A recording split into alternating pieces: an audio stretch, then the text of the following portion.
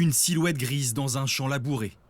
Sur cette photo, prise par un agriculteur le 21 décembre dernier, pas de doute, un loup a bien été aperçu dans la commune de Notonville. Selon l'Office français de la biodiversité, il s'agit d'un loup gris, similaire à ceux que l'on voit sur ces images.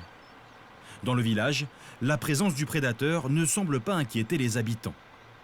On voit des sangliers, on voit des chevreuils, c'est comme ça, c'est la nature. Hein. Voilà. C'est pas une région d'élevage ici, c'est une région de culture céréalière. Il y a un élevage de chèvres ici dans la commune, mais elles sont enfermées, donc elles craignent pas grand-chose. Donc le risque, il est pas très important. La prédation sera sûrement faite sur les animaux sauvages plus que sur les animaux domestiques, quoi. Récemment observé dans le Loiret et le Cher, le loup n'avait plus été vu en Eure-et-Loir depuis 2020. Cette nouvelle observation n'est cependant pas synonyme d'une installation durable dans la région.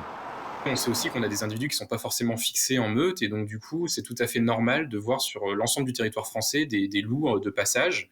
Et après en fonction de la récurrence, également sur le temps, on arrive à se prononcer, à voir s'il y a vraiment une territorialisation d'individus.